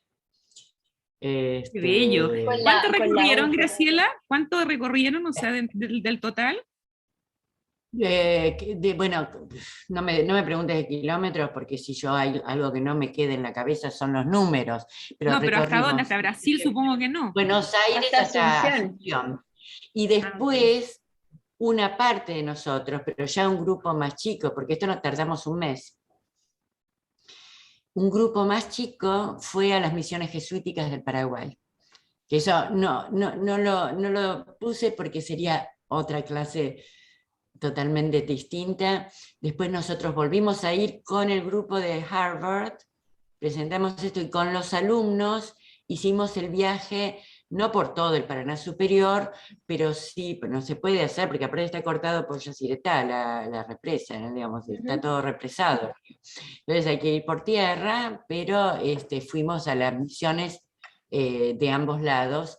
Y es una experiencia magnífica porque los jesuitas hacían trabajar a los guaraníes y los guaraníes tenían su propia figuración. Eran unos artesanos excelentes, pero no es la misma figuración, como diría, barroco jesuítica, que además es hacia arriba y muy dramática, etcétera, sino que los santos los están matando y están casi sonriendo, digamos. O sea, pero esa es otra cosa, cómo nuestros países son mezclados. ¿Qué podemos decir hoy? Otra discusión con Bartomeu. Bartomeu era partidario de que no se enseñara a los buyá guaraní, nuevos contactos, el castellano. Y yo estoy totalmente en contra. Para mí hay que tener muchas lenguas en la cabeza. Y esa es nuestra identidad. Ellos mismos, digamos, la lengua que nosotros decimos guaraní, no sabemos si es guaraní. Es la lengua que transcribieron los jesuitas de un grupo que ellos llamaron guaraníes, pero se auto llamaban G, y G es gente, ¿no? Gente como nuestra familia. Son varias Claro. comunidades separadas. O sea que esos límites que los antropólogos han puesto sobre los distintos pueblos eh, tampoco son relevantes. Es distinto que uno quiere levantar y exactamente como yo festejo Navidad, no veo por qué otro no va a festejar otra cosa, pero uno festeja más por razones, ¿no?, de tradiciones que fueron todo el tiempo reescritas. La historia reescribe las tradiciones, ¿no? Y esto que Hay algo contabas, Graciela, originario. esto que contabas del nombre a partir de los colores, es una tradición guaraní, el hecho de que Guaraní, se sí, sí, eso renombre por lo a... menos. Bueno, por lo menos guaraní, puede ser de otros grupos también, pero los grupos con los que estuvo vinculado el etnolingüista jesuita Bartomeu Meliá, era esto, identificaban no por forma, sino por color. Y eso me pareció muy interesante. Muy Pensando en el interesante. impresionismo. Además, De golpe, uno en el paisaje lo que explota realmente es el color, cómo lograr Turner. Turner ya quebraba los límites, ¿no? Bastante antes que el impresionismo. qué loco también es pensar de nuevo en este ámbito sudamericano, la diferencia, y a propósito de Sandra también, de un lado y del otro de la cordillera, cómo son nuestros ríos. Yo siempre digo que creo que, o sea, para bien o para mal, quizás en Chile vamos a tener en el futuro menos problemas por el tema del agua. No digo que no vayamos a tener, porque casi todas las cuencas son íntegramente chilenas. O sea, esta división que tenemos en los Andes funciona para ustedes en Argentina solamente para como un tramo del país, porque luego tienen hacia arriba todo compartido. En cambio nosotros casi todo es como desde la línea divisoria de aguas hasta el Pacífico, y hay ahí como en esta relación que tú decías, que el manejo de las cuencas claramente tienen que ser regionales. En nuestro caso coinciden con los límites nacionales, entonces, y también hablamos de otro tipo de ríos, ¿no? No son navegables, son riachuelos, o sea, son torrentes, quiero decir. Pero ojo, porque en Argentina había una cosa interesante que la estudió Carla Lois. y que di una clase hace un tiempo en Chile y yo también estaba, justamente para trazar los límites de las altas cumbres también se trazaban los límites de las divisorias de agua. Y cada uno la trazaba por donde quería. O Digamos. sea, yo me Dice imagino Chile. que, yo sé que en algún momento igual, por eso digo, creo que quizás tengamos menos problemas, pero digamos hay como ahí un origen. Yo creo que pero creo que es una oportunidad empezar a pensar, por lo menos Sudamérica, ¿no? Por lo menos Sudamérica, como un subcontinente con problemas comunes, ¿no? En lugar de pensar como una serie de países separados. Era una oportunidad. En el momento que nosotros viajamos, todavía había ciertos emprendimientos, la idea de que esas cosas como el manejo del acuífero guaraní tenía que ser en conjunto, y eso también entonces ponía a nuestros países en conjunto a discutir, ¿no? Y ponía en contacto. Piensen que nosotros tuvimos poquísimo contacto con Brasil, hasta cultural me refiero, hasta los años 90, ¿no? Que empezó lentamente, o sea que no sabíamos un pepino de lo que pasaba en Brasil, salvo Brasilia, ¿no? Para decir cosas como muy grandes. Y de golpe empezamos a tener un contacto estrecho. Ni qué decir con Paraguay. Voy a decir, yo Asunción la conocía, pero el Museo del Barro, cuando fuimos, mientras preparamos esta expedición, nosotros primero nos encontramos con Martín Prieto, hicimos un viaje con él a Asunción. Ahí fuimos al Museo del Barro, y ahí la conocimos a Lía Colombino y le invitamos a trabajar con nosotros. Nosotros no conocíamos ni siquiera qué pasaba en Paraguay. A pesar de que yo conocía Paraguay, aparte, en mi historia, había ido de joven. Pero tenemos muy pocas relaciones entre nosotros. No pudimos, desgraciadamente, por razones económicas, incorporar al Uruguay. Pero Uruguay sí tenemos una relación con Argentina muchísimo más fluida, con Argentina. Buenos Aires con Montevideo, voy a decir. La centralidad porteña es abrumadora. Sí. Hay aquí, Natalia levantó la mano, le quería dar la palabra. Hola, no sé si me pueden ver. No, vemos la mano. Sí. Ahí ¿Ahora? Sí. Ahora sí. Hola, ¿qué tal? Muchas gracias, Graciela. Continuando un poco con esto de entender el paisaje regionalmente. Bueno, me presento, yo soy paraguaya y ahora estoy en Bélgica. Y basado en lo que escribieron, creo que en un journal para Harvard sobre este viaje que hicieron, Graciela, sí. Ese texto, o sea, esa compilación de textos a mí me inspiró muchísimo, como paraguaya, como por un lado por lo que significa la cultura y la historia y el paisaje, y por otro lado por el tema de entender la historia de la transformación del paisaje. Entonces hice la investigación de mi máster como inspirado en estos mapas donde mostraban no solamente la cuenca del Plata, sino el acuífero guaraní como esta masa de agua que realmente nos habla de que existe una dimensión del paisaje que va más allá de los límites geopolíticos. Y me puse a investigar cuáles son las otras capas del paisaje que siguen esta cuenca de agua, y entender, por ejemplo, el bosque atlántico y los procesos de deforestación del bosque atlántico, y cómo todos estos procesos de la economía y de la soja, todos tienen una dimensión regional que incorpora a Brasil, Paraguay y Argentina, y que es necesario entender regionalmente esto como para también encontrar alternativas al modelo de producción y al modelo de consumo de tierra, de bosque, de agua. Entonces me puse a investigar sobre eso, y inspirado en estos viajes y en estos mapas del agua, cómo compilar todas esas capas históricas, geográficas, del lenguaje, de la cultura indígena y de las dinámicas productivas actuales que están todas interrelacionadas como ecorregionalmente. Y bueno, realmente te agradezco por la presentación de ahora, pero también como por ser parte de esta investigación que me parece espectacular. Ay, me pones muy contenta realmente. Claro, eso de Harvard fue un eco de nuestro viaje por el Paraná. Y, insisto, lo organizamos con Jorge Silvetti en un momento que yo estaba con la beca Rockefeller y dando clases en Estados Unidos, y entonces con un grupo de los alumnos también hicimos este otro viaje, y nosotros le pusimos territorio guaraní. Aún sabiendo que había mucho más que guaraníes ahí. Pero lo que es muy interesante es que los ríos traen, hablábamos por ejemplo del tema de las montañas, ¿se acuerdan ese mapa que yo les mostré? El Bermejo, que es uno de los afluentes, digamos, del Paraná, es Bermejo porque trae las tierras de las tierras altas, trae tierras de los Andes.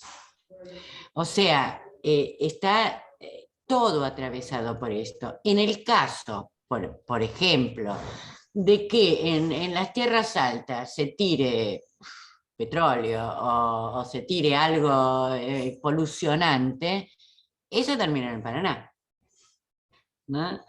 Sino lo que termina es también parte y testimonio de otras tierras que están más arriba, pero que también son parte nuestra. Y eso es muy interesante, digamos, entenderlo, ¿no? Que por eso estaba pensando en una dimensión más sudamericana, ¿no? En fin, y todo esto, bueno, lo que pasa es que efectivamente hay dos miradas. Con Chile, a mí algo que me pareció muy interesante, por eso terminé con el mar es todo sobre nosotros, es que Chile da la cara al Pacífico. Brasil, Argentina, Uruguay, al Atlántico. Acá también hay como una diferencia, ¿no? De cuál es el marco general, pero todos terminamos en el mar, de alguna manera. Sí, el mar, total. En todo caso, mi comentario no era que no pensáramos en temas regionales, solamente como una Sí, acotación. no, que eso Sí. es otra cuestión política, por eso yo digo, también hay otra cuestión dentro de los paisajes, también el tema de la tercera dimensión del paisaje, que nosotros la tenemos borrada en La Pampa. No en Paraguay, Paraguay, cuando uno justamente va a las misiones jesuíticas, de golpe descubre, como descubrí yo, que había toda una parte de Paraguay que era absolutamente alemana. ¿No? No solo alemana, porque fueron comunidades alemanas ahí desde muchísimo tiempo atrás, sino por el paisaje movido, leves colinas, no son paisajes rectos, ¿no es cierto? También hay una parte del Paraná en donde uno puede ver unas barrancas altísimas sobre Entre Ríos. Va cambiando muchísimo pero claro, nosotros, cuando yo digo nosotros, digo los porteños, estamos metidos, nosotros sí que estamos metidos en una bolsa, ¿no? Encerrados en un termo, como diría el termo del mate. La idea que tenemos nosotros del resto del país es La Pampa, y del resto del mundo es Europa, ¿no? O la costa norteamericana.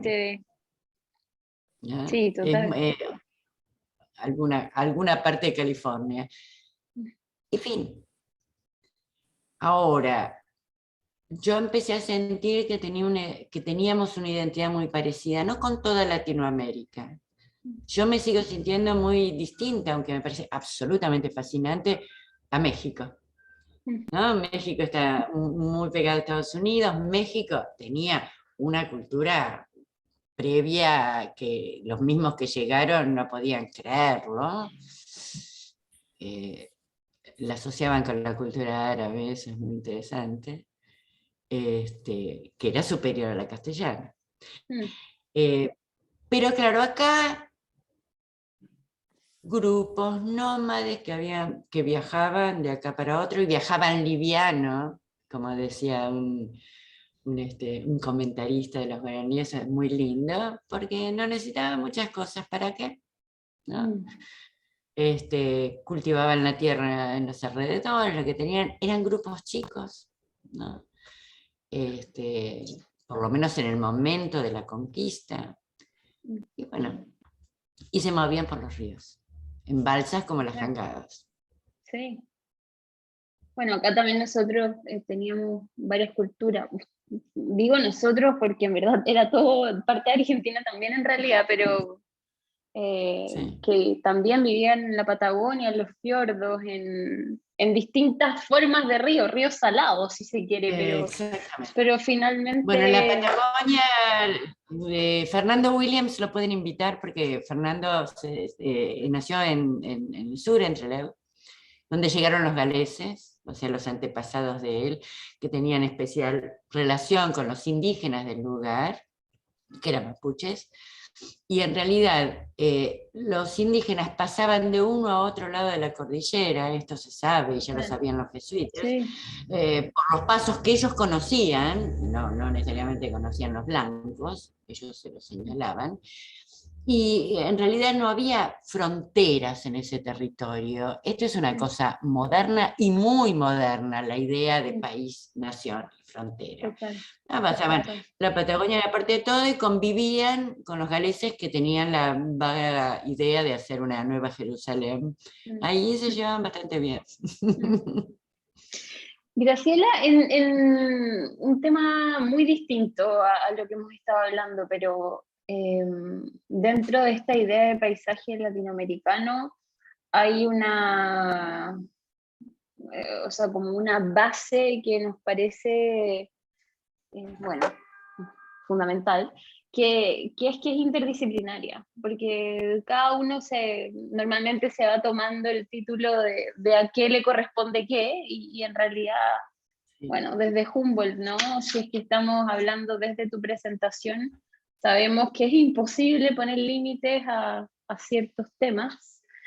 Entonces, ¿cómo fue o sea, me imagino que más de alguna vez has trabajado con profesionales o personas que tienen distintos saberes, pero un mes en un barco, mirando las cosas todo de manera diferente, ¿cómo fue? O sea, te estoy preguntando más algo quizás emocional, ¿no? Pero... Sí, no, emocional y de conocimiento.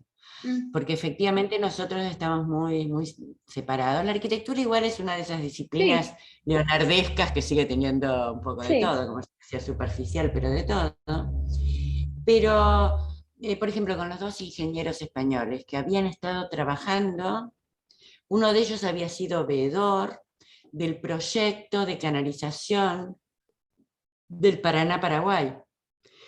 En esa zona, lo que se le objetaba a ese proyecto es que tenían que hacer ya el piso es de piedra, el suelo, entonces había que hacer explosiones y eso podía tener un impacto ambiental muy grande, y él trató de explicar cuáles fueron los controles que se tenían sobre esto. Más tarde, no esa vez, pero cuando fuimos con Jorge Silvetti a Yacyretá, a la represa, a mí me resultó increíble.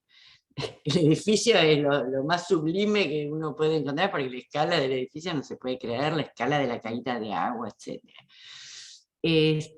Ahora se piensan en represas mucho más chicas, pero varias, y la verdad que no hay poca fuente de energía alternativa.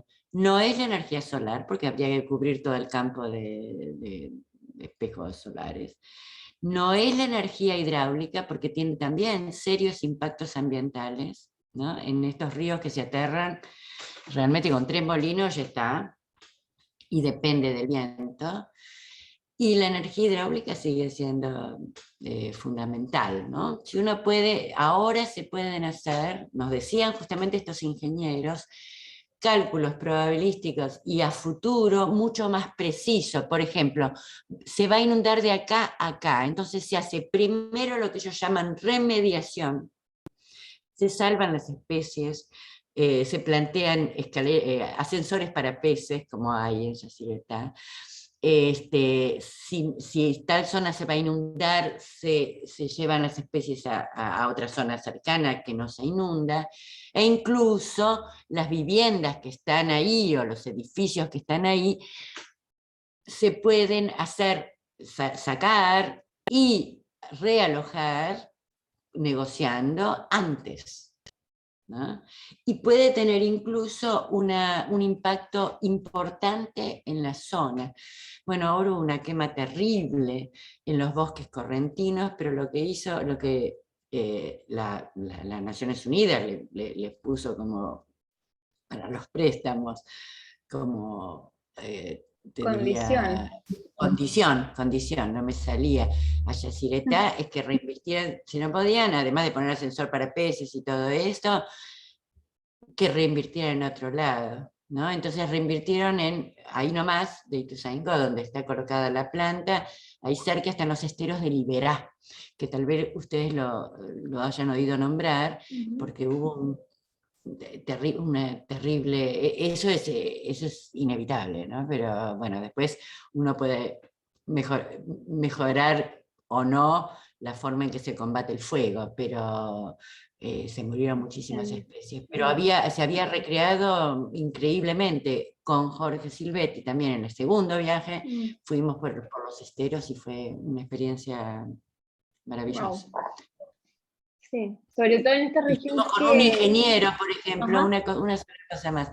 En el otro viaje con Silvetti fuimos con un ingeniero que se dedicaba a estudiar los hormigueros, los grandes hormigueros que hay, ahora no me acuerdo cómo se llaman, tienen un nombre, son enormes, son construcciones de ingeniería increíble, que tal vez Natalia nos pueda decir, y las telas de araña, porque no hay hilo más fuerte que el de la tela de araña. Los jesuitas ya lo habían notado, sí. Wow. Entonces las condiciones que tiene ese material natural para pensar en una aleación o en un material tan fuerte como ese hilo. O usar el mismo hilo. Qué bonito. Es interesante. Sí, sí. Además, bueno, en esta región que ya tiene vocación de ser de extracción y de materias primas, digamos, y que moldean el paisaje todo el tiempo. Entonces, como buscar esos elementos que nos hagan como saber convivir. Bueno, nosotros teníamos una cosa que mencioné poco, solo a través de Milda, pero fue muy importante, es esta relación también sociohistórica con estas cuestiones, ¿no? Entonces nosotros llevábamos una bibliografía muy amplia, libros y fotocopias cuando no teníamos, que dejamos en una biblioteca de Asunción, y que ya hay desde principios del siglo XX. Por ejemplo, el quebracho prácticamente lo exterminaron a principios del siglo, y fue una explotación de la mano de obra terrible, ¿no? La de la yerba mate también. ¿Ah, sí? Claro, porque pagaban con bonos, no dejaban salir del lugar, era una explotación casi esclava, ¿no? Entonces se cruzan estas cuestiones de explotación no solo con explotación a muerte de los recursos naturales, sino con cuestiones sociales muy importantes a lo largo de todo el siglo XX. Y piensen lo siguiente: Brasil, Argentina y Uruguay en la guerra que nosotros llamamos de la Triple Alianza, y los paraguayos la llaman la Guerra Guazú, la Gran Guerra, ¿no?, que exterminó a prácticamente el 90%, según Milda Rivarola, de la población masculina del Paraguay en el siglo XIX. Así que, digo, a nosotros también nos reúnen las guerras, suerte que hace mucho que no estamos en eso, pero es terrible, y tiene que ver con los ríos, tenía que ver con la posibilidad de pasar o no por el río, a quién se le dejaba pasar, si los ríos tenían que ser libres o no, y abiertos a todos o no, etc. Y también se metieron las grandes potencias. Claro. Bueno. Hay una canción, hay un poema muy lindo que dice: llora, llora Urutaú, de las manos del Yatay, ya no existe el Paraguay donde nací como tú. Donde nací como tú y morí, y después sigue, y habla que he muerto en las manos del Cambá. El Cambá es el negro, porque los pusieron los brasileños en primera fila a los esclavos negros. ¿Se dan cuenta? Los exterminios, además, que se plantearon por las guerras y por la posibilidad de acceso a los ríos, y el comercio y la producción.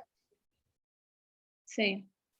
Bueno, aquí es una cosa recurrente también, volviendo a la región, o sea, el guano en Perú, Claro, el plátano en Colombia. Sí, no, ¿cómo se llama el primer genocidio?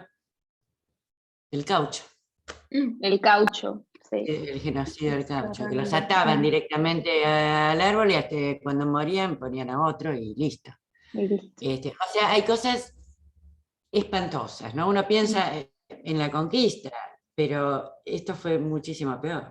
Sí, o sea, la independencia, no sé, fue como... 19, 20. Entonces, había, por eso me la revalora que era, y había discusiones ahí también, a ver qué significado, qué papel tenía el doctor Francia, si estaba bien que plantear un Paraguay autónomo y autogestionado, si estaba mal, si tenía, etcétera, etcétera, si empezó él la guerra o no, si tendría que haber mandado a chicos de 13 años a luchar, etcétera, etcétera. Entonces, es muy interesante porque se veía en acto, ¿no?